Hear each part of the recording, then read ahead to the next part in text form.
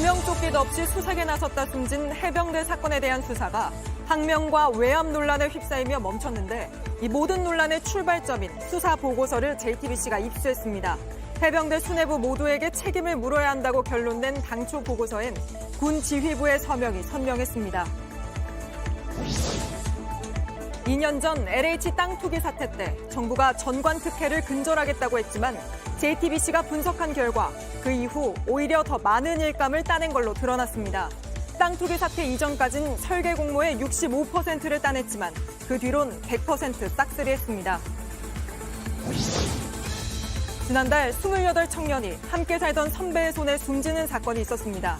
힘겨루기 한다고 헤드록을 걸어 숨진 걸로 알려졌었는데 JTBC가 사건을 추적해보니 끔찍한 괴롭힘이 있었습니다. 5, 6년 동안 거의 염전놀이처럼 놀고 다녔어요.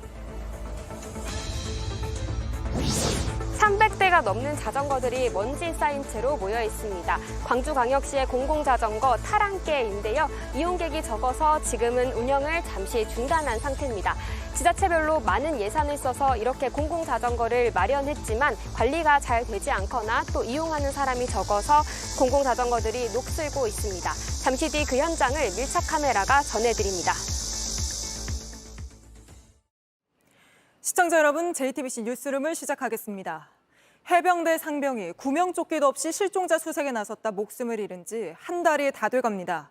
하지만 부모는 아직 아들이 왜 그렇게 허망하게 떠나야 했는지 알지 못합니다. 해병대 수사단의 수사 결과가 번복된 뒤 항명과 외압 논란에 휩싸이면서 수사가 멈춘 탓입니다. 이 모든 논란의 출발점인 해병대 수사단의 수사 보고서를 JTBC가 입수했습니다. 해병대 사단장, 그러니까 지휘부에게까지 책임을 물어야 한다. 이렇게 결론낸 보고서엔 해병대 사령관과 해군 참모총장, 그리고 이종섭 국방장관의 사인이 보시는 것처럼 선명했습니다. 하지만 이 수사 보고서는 현재 사실상 무효가 된 상황입니다. 먼저 김지아 기자의 보도 보시고 의문점들을 하나하나 따져보겠습니다. 해병대 수사단이 고 최상병 사망 원인을 수사한 뒤 이종섭 국방부 장관에게 보고한 11페이지 분량의 수사 보고서입니다. 결재 날짜는 7월 30일. 보고서 맨 앞장에 국방부 장관 결재칸에 이종섭 장관의 서명이 적혀 있습니다. 수사단은 같은 내용의 문건을 이종호 해군 참모총장에게도 보고한 뒤 서명을 받았습니다. 앞서 28일에는 김계환 해병대 사령관의 서명도 받았습니다. 군의 정식 보고 계통을 차례로 밟았고 지휘관들이 모두 결재를 한 겁니다. 특히 보고서 앞 페이지엔 따로 수사 결과를 요약해놨습니다. 사단장의 지적으로 예하 지휘관이 부담을 느껴서 허리 아래 입수를 지시하게 됐다고 사단장의 과실을 분명하게 적시했습니다. 그러면서 사단장 등 8명을 업무상 과실치사 혐의로 경찰에 이관하겠다는 향후 절차도 밝혔습니다. 하지만 이 결재는 다음 날 뒤집혔습니다. 향후 수사에 영향을 미칠 수 있다는 우려가 있어서 어제 계획되어 있던 설명을 취소하였습니다. 특히 군 지휘 계통을 제대로 밟아 결국 국방장관까지 손수 서명한 수사 결과를 중간 결재라고 해명하기도 했습니다. 신범철 국방부 차관이 해병대 사령관에게 전화해 장관의 결재는 중간 결재라며 보고서에 법리상 다툼이 있다고 말한 겁니다. 이 때문에 보고한 대로 수사 기록을 경찰에 넘긴 박정훈 전 수사단장은 보직 해임됐고 항명 혐의를 받고 있습니다. JTBC 김지아입니다. 보신 것처럼 국방부는 장관까지 서명한 바로 그 다음 날 갑자기 결과를 경찰에 넘기지 말라고 했습니다. 윗선을 감싸려 한 것 아니냐는 의혹에 국방부는 줄곧 초급 간부들이 포함된 게 우려돼 그랬다고 밝혀왔습니다. 그런데 저희가 11페이지 분량의 수사 보고서를 모두 확인해 보니 보고서엔 임성근 해병대 1사단장 등 고위 간부의 혐의가 중점적으로 적혀 있었습니다. 계속해서 김민관 기자 보도 보시고 좀 더 이야기 나눠보겠습니다. 11페이지의 보고서에는 임성근 해병대 1사단장의 업무상 과실치사 혐의에 대한 설명이 가장 많이 담겨 있습니다. 수사단이 판단한 임 사단장의 책임은 크게 4가지입니다. 실종자 수색이 주요 임무라는 걸 알고도 출동 당일에야 뒤늦게 여단장에게 상황을 전파한 데다 구명조끼나 안전로프 같은 안전장비에 대한 지시는 없던 것으로 확인됐습니다. 반면 해병대라는 게 눈에 잘 띄도록 빨강색 체육복으로 복장을 통일하라거나 경례를 철저히 하라는 등 안전과 무관한 부분만 강조한 것으로 조사됐습니다. 앞서 언론 브리핑용으로 따로 만들어졌던 3페이지짜리 문건보다 사단장의 혐의가 더 자세히 적혀 있습니다. 보고서에는 사단장 이외에도 여단장과 포대장 등 지휘관 4명의 혐의도 개별적으로 기록됐습니다. 반면 초급 간부들에 대해선 혐의가 구체적으로 담기지 않았습니다. 초급 간부 3명을 함께 묶어 현장 안전 통제 소홀 및 사고 대책 미강구라고만 기록돼 있었습니다. 하지만 국방부는 수사 결과를 경찰에 넘기지 말라고 지시한 이유가 초급 간부들을 보호하는 차원이라고 설명한 바 있습니다. 혹시 말씀드린 게 적절한지는 모르겠지만 그중에 거의 반수가 하급 간부 또는 초급 간부들입니다. 이 때문에 군의 설명과 달리 혐의가 더 많이 적시된 사단장을 보호하려고 한 게 아니냐는 의혹이 이어지고 있습니다. JTBC 김민관입니다. 네, 국방부 출입하는 김민관 기자와 좀 더 이야기 나눠보겠습니다. 자, 김 기자, 우선 저희가 오늘 숨진 해병대원의 이름을 부르지 않기로 한 이유부터 설명해 주시죠. 일단 관련 보도들로 진실이 밝혀지기를 누구보다 원하는 건 바로 유족들일 겁니다. 다만 아들의 이름이 부를 때마다 가슴이 너무 아프다, 너무 힘들다는 뜻을 저희 취재진에게 전달해 주셨습니다. 그 뜻을 존중해 앞으로는 이름 대신 고 최상병이라고 부르겠습니다. 네, 수사까지 막혀서 정말 참담한 심정이실 텐데요. 근데 저희가 그 해병대 수사 보고서를 보니까 국방장관까지 쭉 결재를 밟아서 검토하고 사인한 게 확인이 되던데 근데 국방부는 왜 이걸 그저 중간 결재라고 했던 건가요? 일단 이 문건들을 보겠습니다. 저희가 이 확보한 문건들인데 바로 박정훈 전 수사단장이 차례차례 직접 보고를 했던 문건들입니다. 보시는 것처럼 이 이종섭 국방장관에게 보고가 됐고 결재가 됐다는 사실은 이미 알려진 사실이지만 국방부는 그동안 이것이 최종 승인이 아니다, 중간 결재였기 때문에 언제든 번복할 수 있다는 입장을 계속 내비쳐왔습니다. 그런데 저희가 문건을 확보해 확인을 해보니 단순히 장관뿐만이 아니라 해병대 사령관, 해군 참모총장, 국방부 장관에 이르기까지 이렇게 차례차례 절차를 밟아서 승인을 받아온 게 확인이 됐습니다. 즉 승인을 받을 때는 지휘 계통을 따라서 차례차례 절차를 밟았는데 이를 무효화시킬 때는 전화 한 통, 쉽게 한 말에 말 한마디로 번복하려고 했던 겁니다. 그런 일이 군에서는 흔한가요? 흔하지 않습니다. 흔하지 않기 때문에 외압 의혹이 나오고 있는 겁니다. 네, 특히 국방장관은 군의 최고 책임자인데 국방장관이 사인한 게 다음날 뒤집혔다는 데에서 여러 의혹이 나오고 있죠. 근데 그렇게 한 이유를 두고도 지금 말이 엇갈리고 있지 않습니까? 그렇습니다. 국방부는 하급 간부들을 혐의 사실에 빼라 이렇게 지시를 했다는 뜻이었고 이 박정훈 전 수사단장은 초급 간부, 하급 간부가 아니라 해병대 1사단장의 혐의 사실을 빼라는 외압을 받았다. 이렇게 반복해서 주장을 하고 있습니다. 제가 그래서 이 11쪽 분량의 보고서를 확인을 해봤습니다. 먼저 분량면에서 가장 큰 부분을 차지하는 건 임성근 1사단장의 혐의에 대한 사실 부분이었습니다. 하급 간부들의 혐의 내용은 현장 안전통제 미흡이란 식으로 간략하게만 실려 있었습니다. 따라서 상식적으로 경찰이 이 보고서를 넘겨받아서 수사를 하게 된다면 가장 먼저 수사선상에 오를 인물은 사단장이 될 것으로 보입니다. 게다가 그동안 군이 초벌 수사를 해서 경찰로 이첩한 군 사망 사고가 모두 6건이었는데 네. 이 중 혐의 사실을 뺀 건 한 건도 없었습니다. 아, 그렇습니까? 그런 면에서도 이번이 좀 이례적인 거군요. 박정훈 전 수사단장은 이번 일로 항명 혐의로 수사까지 받게 됐는데 그 수사는 어떻게 진행되고 있습니까? 일단 군 검찰의 수사는 공정하지 못하다, 믿지 못하겠다면서 박대령 측은 수사를 감시할 군 검찰 수사심의위원회를 꾸려달라고 요청을 했고 그 요청이 오늘 받아들여졌습니다. 하지만 이 위원회에는 박 전 단장에게 외압을 행사했다고 주장하고 있는 이 국방부 법무관리관이 포함되어 있어서 공정성 논란이 여전히 일어나고 있습니다. 이에 대해서 국방부는 법무관리관은 위원회 구성뿐 아니라 의사결정 과정에도 참여하지 못한다. 이렇게 해명을 내놨습니다. 네, 원래 이게 다 숨진 상병의 억울함을 풀어주겠다고 시작한 거였는데 일이 이렇게 되면서 유족들의 억울함이 정말 커지고 있습니다. 계속 취재해 주시길 바랍니다. 김민관 기자였습니다. 네, LH 소식으로 이어갑니다. 2년 전 LH 전현직 직원이 유착한 땅 투기 사태가 터지자 정부는 전관 특혜를 근절하겠다고 선언했습니다. 그런데 JTBC가 LH 용역 현황을 살펴보니 땅 투기 사태 이후 전관업체들의 일감 장악력은 훨씬 더 커진 걸로 드러났습니다. 먼저 정아람 기자 보도 보시고 이어서 왜 이런 일이 벌어진 건지 짚어보겠습니다. 3기 신도시 가운데 가장 큰 규모인 경기도 남양주 왕숙지구입니다. 전관이 많은 K모 건축사 사무소는 지난해 다른 업체들과 컨소시엄을 구성해 두 구역의 설계 용역을 따냈습니다. LH 땅 투기 사태 때 전관 특혜를 없애겠다며 정부가 공모 강화 등의 대책을 내놨지만 K 건축사 사무소엔 통하지 않았습니다. 이 업체는 결국 붕괴 참사가 난 광주 아이파크와 인천 검단자이, 그리고 철근 빠진 LH 아파트에서 설계와 감리 등을 맡았습니다. LH 땅 투기 사태 이후인 2021년 4월부터 현재까지 K 건축사 사무소가 LH에서 따낸 설계 감리 일감은 모두 12건, 계약금은 250억 원에 달합니다. 다른 전관업체들은 어떨까? 같은 기간 LH 조달 시스템에 공개된 용역 발주 현황을 살펴봤습니다. 설계 잘한 업체 한 곳을 수의계약 대상으로 정하는 설계 공모 입찰은 100% 모두 전관업체가 가져갔습니다. 땅 투기 이전 3년간은 전관업체의 장악 비중이 65%였는데 이제는 다 가져가고 있는 겁니다.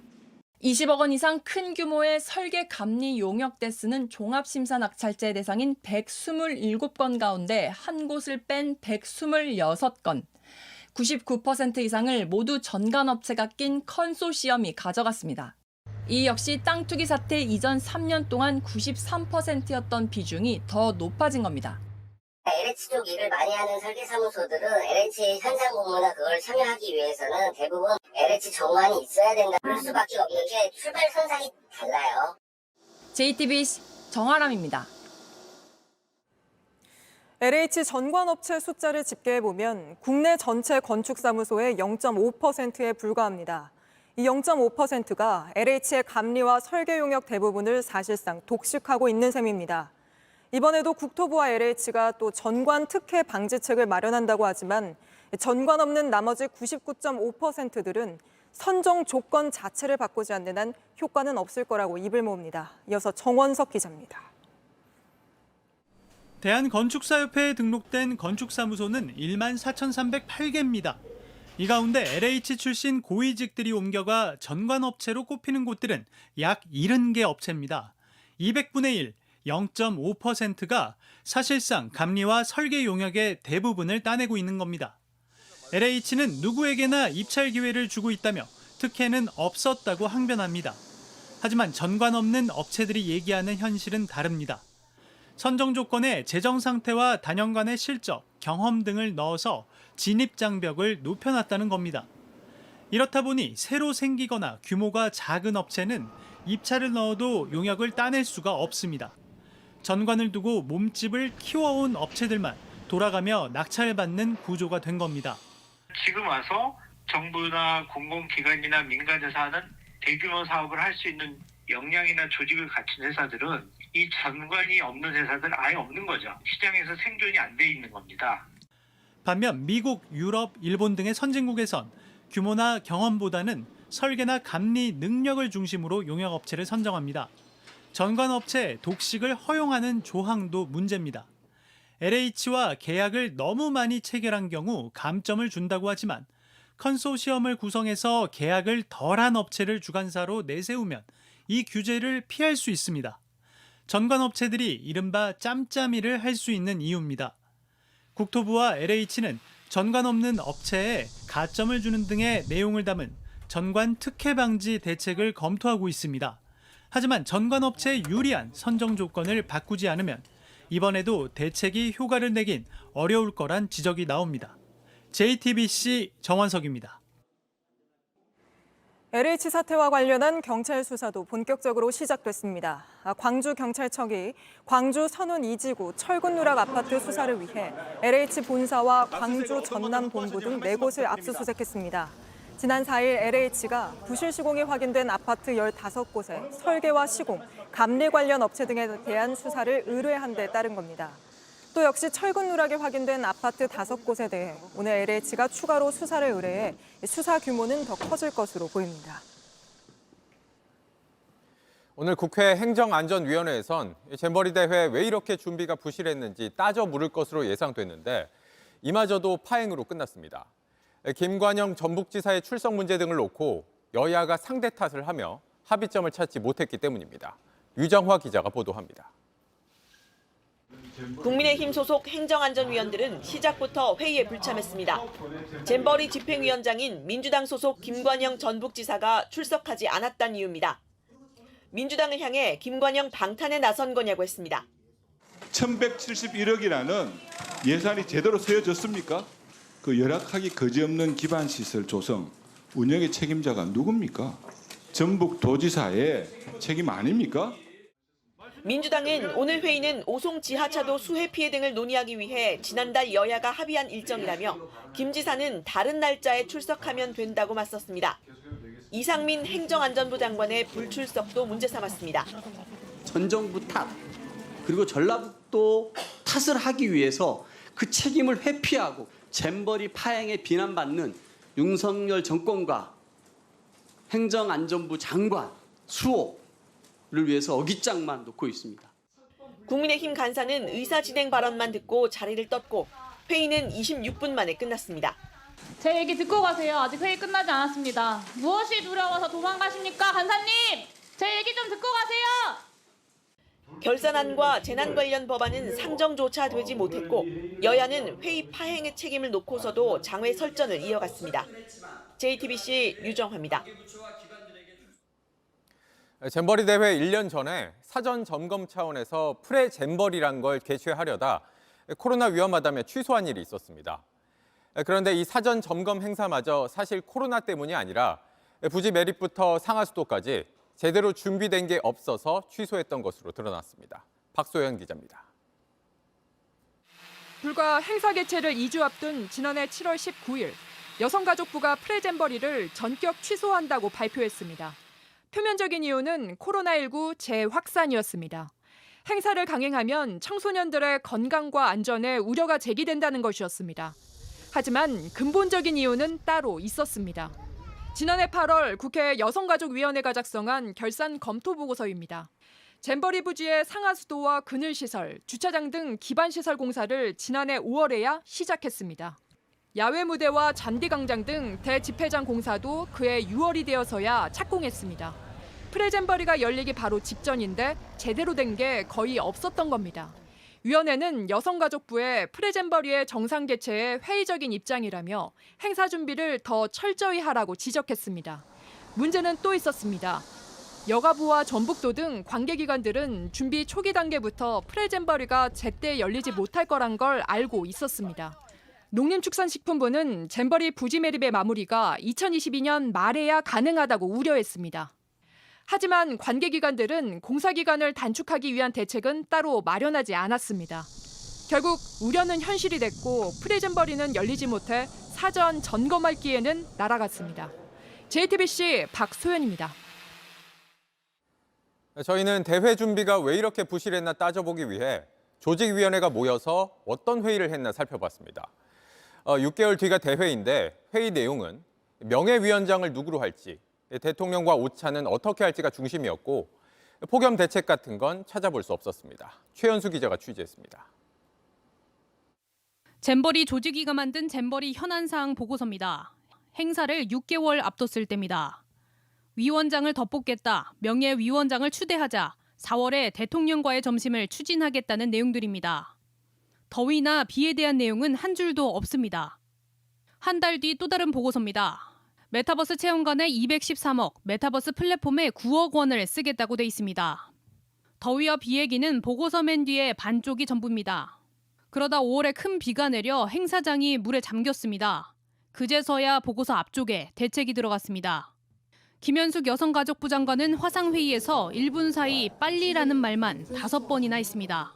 그러니까 빨리 협의를 하셔가지고 빨리 해야 되는 거니까 거기서 빨리 상의하셔서 잘하시는 분들이 해서 빨리 정해주셔야 될 것 같습니다. 빨리 다 시설 완공이 되도록 하고. 하지만 구체적인 방향이 없으니 조직위와 전라북도는 서로 책임을 떠넘겼습니다.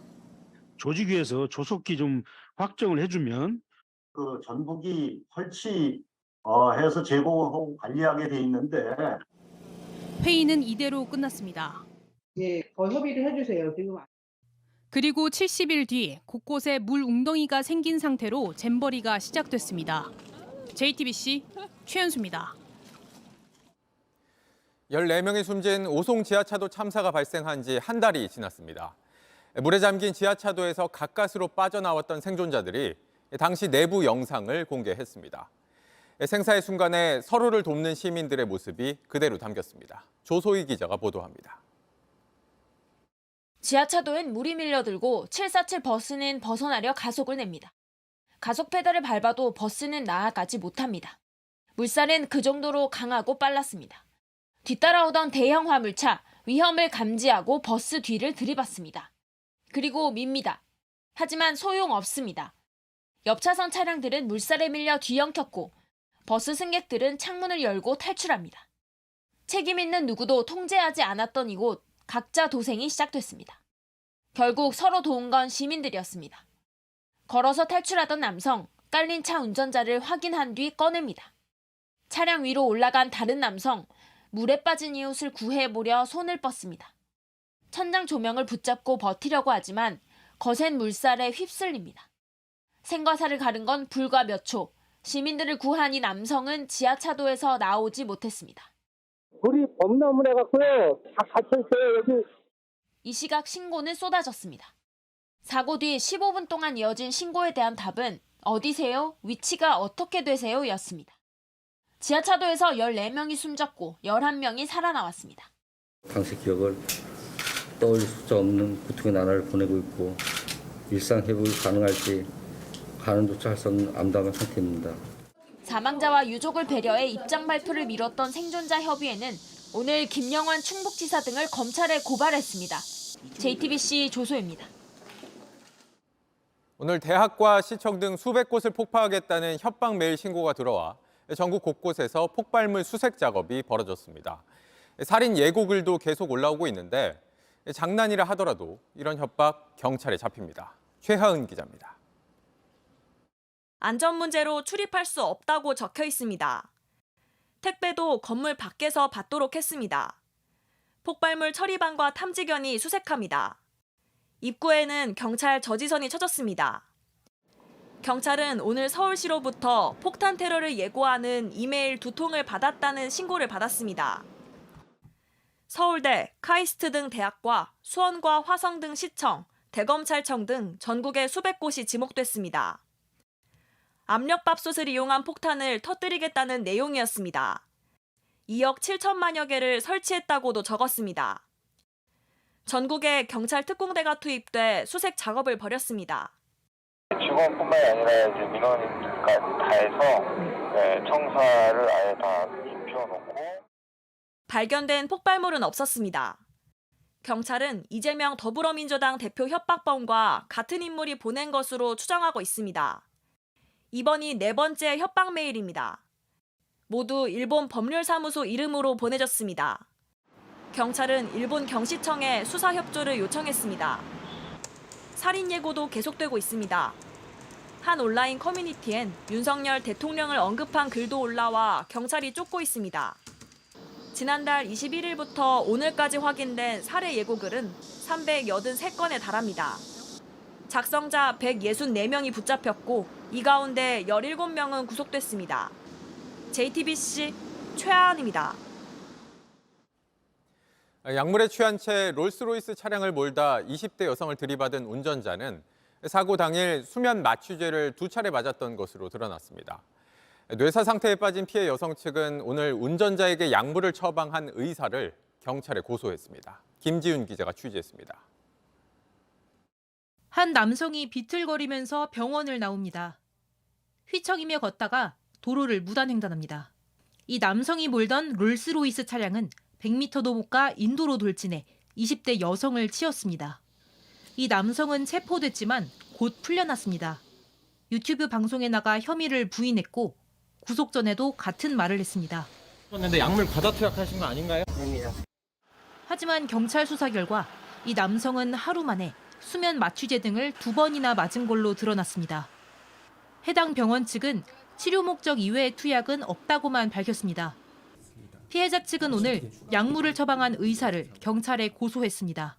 사고 당일 신 씨에게 2종의 마약류를 투약해준 압구정역 인근 모 성형외과 의사에 대하여는 교통사고와 직접적인 연관성이 있다고 판단하여 지난 2월부터 운전한 남성에게 비슷한 약물을 처방해준 다른 의사 3명도 고발했습니다. 피해 여성은 현재 뇌사 상태입니다. 전신의 골절 등 중상을 입었고 추가 수술 등 치료를 남겨둔 상태에서 내사에 빠진 상황이라 20대인 피해자는 학업을 위해 서울로 올라와 아르바이트를 마치고 집으로 가던 중 사고를 당한 걸로 알려졌습니다. JTBC 김지윤입니다. 지난달 28살 남성이 함께 지내던 사람들 손에 숨지는 사건이 있었습니다. 힘겨루기로 헤드록을 하다 그랬다고 진술했는데 저희 취재진이 추적해보니 전혀 다른 얘기가 숨어 있었습니다. 숨진 남성은 오랜 기간 폭행에 시달려왔고 일용직으로 번 돈도 거의 받지 못하며 노예처럼 지내왔다고 합니다. 조혜연, 연지환 두 사회부 기자의 추적 리포트 보시겠습니다. 119 구급차가 들어옵니다. 잠시 뒤 한 청년이 실려 나옵니다. 올해 28살 우혁 씨입니다. 병원으로 옮겨졌지만 결국 숨졌습니다. 함께 지내던 김모 씨 일행이 신고했습니다. 구급대원에게 힘겨루기를 하다 헤드록을 걸었다고 말했습니다. 난 진짜 억울하다. 장례식장에 와서도 얘기하는 자체가 전부 다 지네는 아니다. 부검 결과는 전혀 달랐습니다. 갈비뼈 곳곳이 부러져 폐가 손상됐고 허벅지 근육도 떨어져 나갔습니다. 취재진은 우혁 씨의 휴대전화기부터 확인했습니다. 마지막에 한 사람한테 계속 10통 정도 전화한 건데 그 숨지기 직전까지 계속 전화를 한 거네? 네. 병원에 실려가기 3시간 전 우혁 씨가 통화를 했던 A 씨를 찾아갔습니다. 말 안 했어 상대방이? 오늘은 아이가? 혹시나 있어요? 여보세요? 여보세요?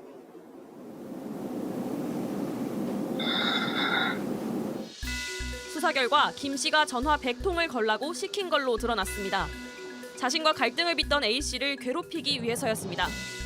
숨진 그날 밤 100통을 다 채우지 못했다고 우혁 씨를 막무가내로 걷어찼습니다. 때린 곳은 김 씨가 꾸린 합숙소였습니다. 현장에서 일하는 사람들 신나는 작업고 취재진은 김 씨와 우혁 씨의 관계를 추적해봤습니다. 우리 핸드폰 대리점에서 만나가지고 최근까지도 그 일을 했다고 하니까 거기 그 대리점 가봐야겠네, 거기를. 김 씨는 우혁 씨를 부하 직원으로 데리고 있었습니다. 호객을 막 써가지고 가게 알고 가세요. 좀 말라니까 구하는데 이전부터 폭행이 있었다고 입을 모읍니다. 난 다 아는데요. 시간대를 가고 있어요. 우영이가 다리를 저른다며. 우혁 씨는 공사장에서 일용직으로도 일했습니다. 경찰에다가 다 했으니까 전화 끊을게요. 김 씨는 인력사무소에서 일을 받아 우혁 씨에게 줬습니다. 일이 끝나면 돈도 김 씨가 보내줬습니다. 10,000원 받고 저녁에 그리고 1,500원 받고. 10,000원? 네. 10,000원? 김 씨가 사실상 모든 걸 통제한 겁니다. 김 씨는 노골적으로 돈도 달라고 했습니다. 너 그리고 내 돈은 어떻게 할 거야? 평일날 야간에 나가 했는데 그쪽에다 제가 가불하는 쪽으로 해갖고 가불 요청하는 거 하지 말고. 가족에게 손을 빌려 김 씨에게 보내기까지 했습니다. 우혁 씨는 맨밥에 고추장으로 끼니를 때우기도 했습니다. 그런데 이런 우혁 씨가 이사로 올라 있는 회사 법인들이 있었습니다. 사기로 고소가 돼 있는 상태였고요. 백화점으로 5억이 송금된 내역이 있어요.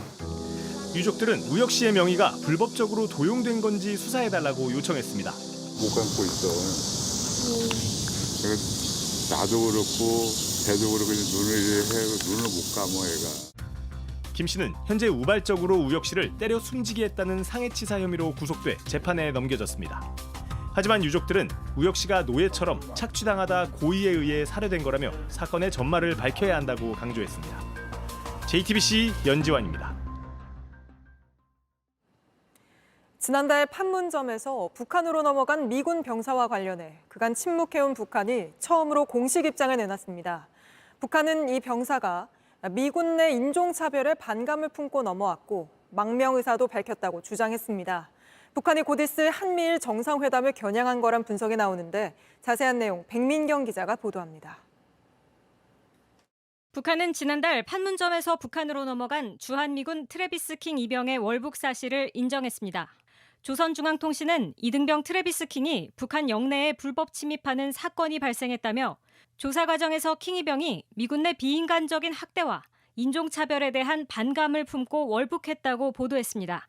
이어 킹이 병이 불평등한 미국 사회에 환멸을 느꼈다고 말했다며 북한이나 제3국으로 망명할 의사를 밝혔다고 주장했습니다. 북한은 조사를 계속할 것이라고도 덧붙였습니다. 북한이 공식 입장을 내놓은 건 지난달 18일 킹이 병이 월북한 지 약 한 달 만입니다. 특히 18일 열리는 한미일 정상회담을 겨냥했다는 분석입니다. 특성과 내용상 한미일 삼국 정상회담에서 인권 문제에 대해서 논의를 대비해가지고 오히려 미국에 대해서 역공을 취하기 위해서 중간 발표한 것이 아니겠냐.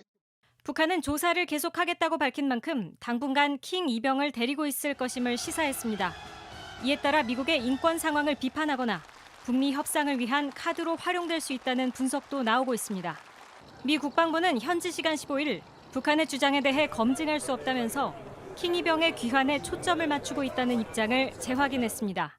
JTBC 백민경입니다. 최악의 산불로 하루아침에 가족과 이웃을 잃은 하와이 주민들은 슬픔이 채 가시기도 전에 또 다른 불안에 떨고 있습니다. 잿더미가 된 마을에 총 든 강도, 또 땅 팔라는 부동산 투기꾼까지 모여들고 있습니다. 홍지은 특파원입니다.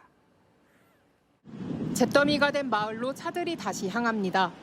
집과 일터 모두 잃었지만 내 터전으로 가겠다는 마음만은 간절합니다. And we've already dealt with so much heartache. It's just like to have to deal with more heartache on top of that. It's just, you know, I would like to be able to like secure it, like the things that are left. 하와이 당국은 원래 살던 주민들에게만 마을로 가는 임시 통행증을 내줬다가 하루 만에 중단했습니다. 경비가 허술한 틈을 타 범죄가 늘고 있기 때문입니다. 외지인이 들어와 주민에게 총을 겨누는가 하면 차에서 휘발유를 빼내가는 일도 벌어지고 있습니다. 먹을 것을 기부하러 왔다가 뺏겼다는 증언마저 나왔습니다. I definitely don't want to take up for the looters in any means. You know, it's a terrible thing to take advantage of this type of a situation, but you know, people are desperate right now. 폐허가 된 마을이 누군가에겐 기회의 땅이기도 합니다. 재건 전에 땅을 사들여 큰돈 벌려는 부동산 업자들의 문의가 늘었다는 보도도 나왔습니다. 한편 현지 당국은 재난 대비 경보용 사이렌에 일부 문제가 있었다고 시인했습니다. Sirens were typically used for tsunamis or hurricanes, but the sirens some were broken and we're investigating that. 초동 대처 실패에 대한 당국의 책임 여부에 이목이 쏠리고 있습니다. 로스앤젤레스에서 JTBC 홍지은입니다.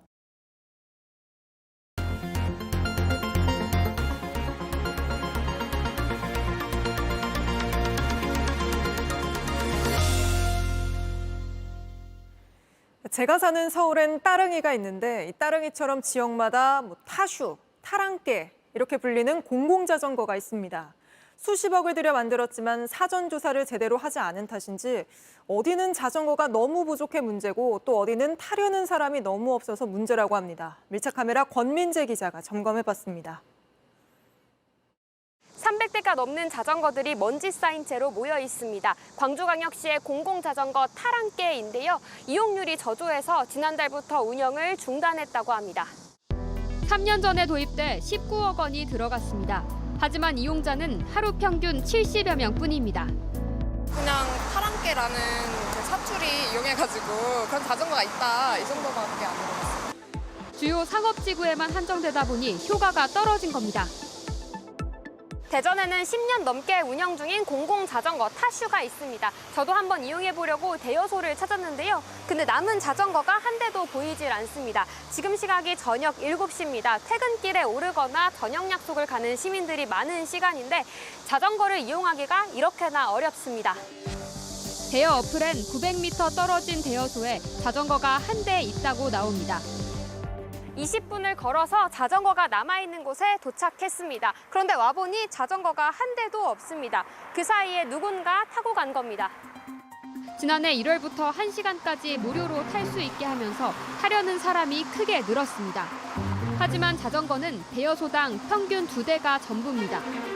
출근길에는 저희 집 앞에는 없고 이제 도착지에만 많거나 이제 또 퇴근할 땐 반대로 수요 예측부터 잘못됐습니다. 전주의 공공자전거 꽃싱입니다. 하루에 1,000원이면 빌릴 수 있다고 하는데 자전거를 빌려서 중심지인 시청까지 가보겠습니다. 목적지인 시청에 도착했지만 한참 헤맵니다.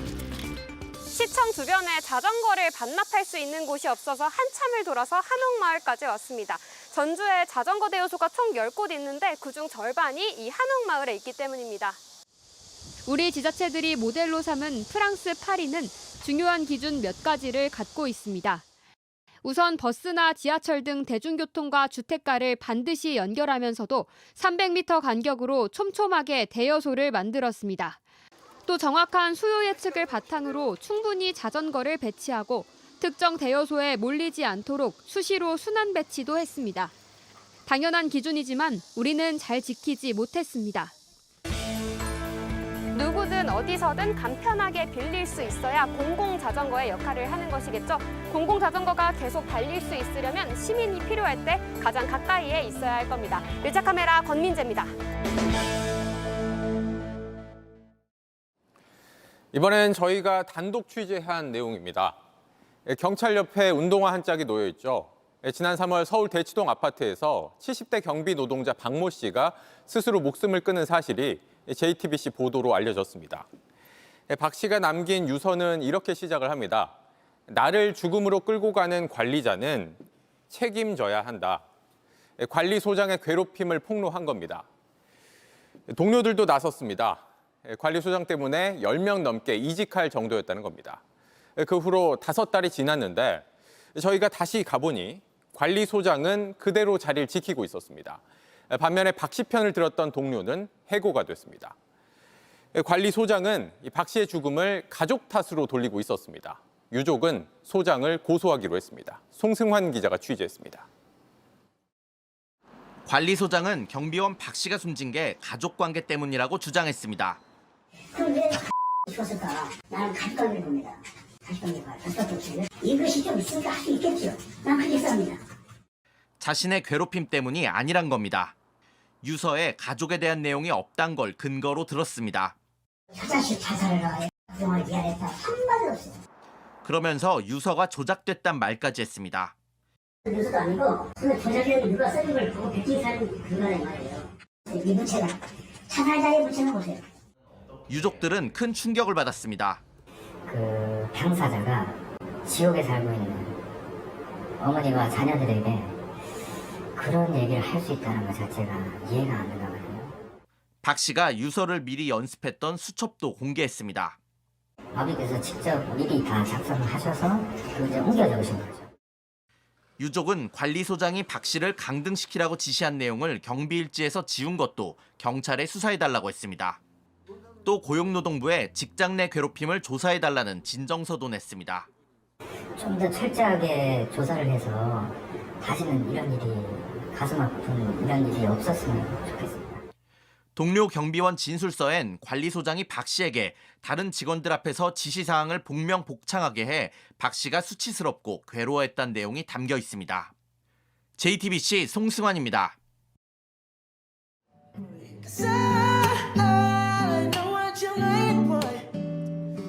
지금 들으신 건 진짜 가수가 부른 게 아니라 인공지능, AI가 해외 가수의 목소리를 학습해서 우리 가수의 노래를 부른 겁니다. 그런데 이게 갈수록 진짜와 구별이 안 될 정도라 가수들의 불만이 터져 나오고 저작권 논란도 불거지고 있습니다. 정재우 기자입니다.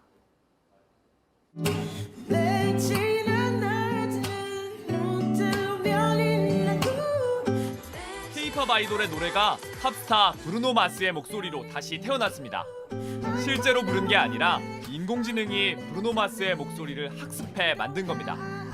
손쉽게 만들 수 있어 요즘 큰 인기를 끌고 있는데 실제 목소리의 주인도 놀라움을 감추지 못합니다. 우와, 와, 나 이 목소리를 만들려고 몇십 년 이거 그냥 이렇게 해버리네? 하지만 놀라움과 함께 논란도 커졌습니다. 원작자나 가수의 저작권을 침해한다는 겁니다. 그러자 최근 구글과 유니버셜 뮤직에 저작권의 값을 지불할 수 있는 도구를 개발 중이란 보도도 나왔습니다. AI가 특정 가수의 목소리를 학습해 노래를 만들면 수익을 나누겠다는 겁니다. 결국 AI에 부정적이던 음반사들도 태도를 바꾼 건데 이 시장을 무시할 수 없기 때문입니다. 현재 3,900억 원 규모인 AI 음악 시장은 10년 뒤 10배로 성장할 거란 전망이 나옵니다. 가수들 사이에선 의견이 분분합니다. 가수 그라임스는 AI 곡에게 저작권 절반을 주겠다고 한 반면 래퍼 드레이크는 최후의 한계라며 불편한 기색을 드러냈습니다. 우리 정부 역시 AI의 저작권을 어디까지 인정할지 올해 안에 로드맵을 발표하기로 했습니다. JTBC 정재우입니다. 네, 우리말 간판이 선명한 이 무대, 한국이 아닌 일본의 뮤지컬입니다. 일본에선 이제 한류가 드라마나 영화를 넘어 뮤지컬과 연극으로 진출하고 있습니다. 정수아 기자입니다. 선명한 한국어 간판을 배경으로 펼쳐지는 일본 배우들의 열연. 일본에서 뮤지컬로 재탄생한 한국 드라마 빈센조입니다. 원작 속 유명한 대사도 그대로 옮겼습니다.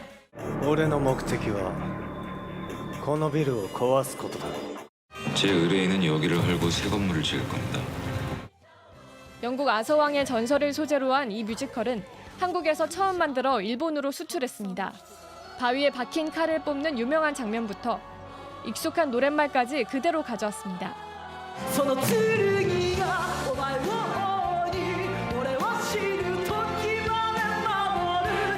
왕으로 만드니 너의 곁에서 끝까지 지키리라. 요즘 일본에선 한류가 기존의 드라마나 영화를 넘어 판을 넓히고 있습니다. 일본 뮤지컬 시장은 한국보다 훨씬 크지만 자체 컨텐츠가 없어 대부분 작품을 수입해서 만들기 때문입니다. 영국으로 옮긴 영화 기생충은 비싼 티켓값에도 표가 동났고 공연은 40회 넘게 이어졌습니다. ガンホさんと同じ役っていうのが非常に興味深くって僕ファンなんで基本的にはそんな 이런 인기 속에서 최근엔 한국 웹툰을 일본에서 뮤지컬화 하려는 움직임도 이어지고 있습니다. JTBC 정수아입니다. 남방 큰 돌고래는 모성애가 강한 동물이라고 합니다. 제주 바다에서 죽은 새끼를 지느러미로 업고 다니는 어미 돌고래의 모습이 포착됐습니다. 모바일 D이슈 영상으로 보시죠.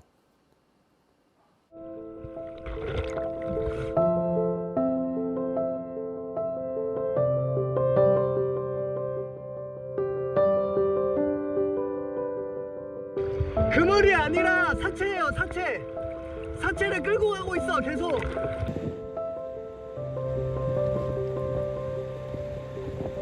계속 제가 접근하면 도망가지. 도망가.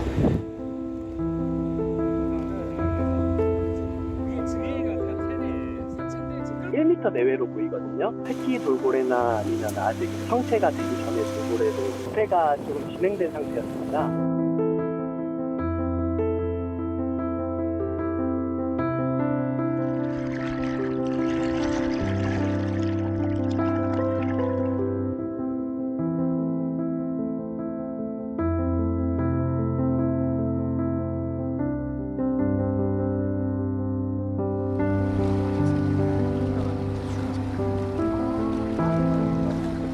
본능적으로 살리려고 하는 거죠. 계속 이제 수면 위로 시켜 올려 세워가지고 호흡을 할 수 있게끔.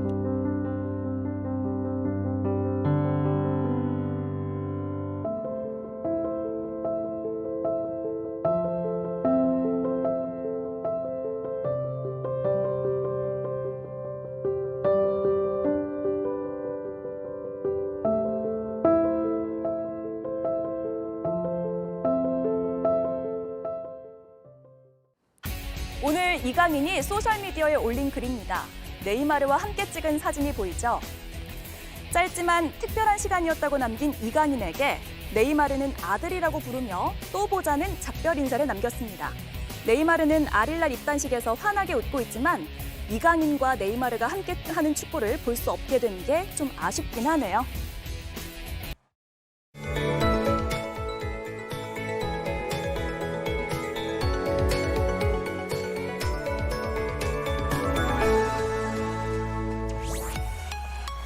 중순을 넘었지만 폭염의 기세는 더 강해지고 있습니다. 하루 사이 내륙 곳곳에 폭염특보가 더 확대됐습니다. 여기에 습도도 높아서요. 체감온도가 33도를 넘는 푹푹 찌는 더위가 이어지겠습니다. 오늘도 내륙을 중심으로 강한 소나기 구름이 발달할 텐데요. 오늘 밤까지 중부 내륙과 호남 등에 5에서 40mm, 경남 서부 내륙은 60mm 이상의 소나기가 예상되고요. 경남 서부를 포함해 최고 80mm 이상까지 쏟아지는 경북 내륙은 시간당 30에서 50mm 안팎의 강한 소나기가 쏟아지겠습니다. 내일도 내륙 곳곳에 소나기가 지나겠고 돌풍과 천둥, 번개를 동반해 요란하게 내리겠습니다. 내일 아침 기온 서울 24도, 전주, 대구 23도로 덥겠고요. 한낮에는 서울과 광주가 32도, 대전, 부산 31도로 대부분 지역이 30도를 넘어서겠습니다. 당분간 무더위 속 소나기가 자주 찾아와서요. 작은 양산 겸 우산 하나 잘 챙기시는 편이 좋겠습니다. 날씨였습니다. 뉴스룸 저희가 준비한 소식은 여기까지입니다. 네, 시청해주신 여러분 고맙습니다.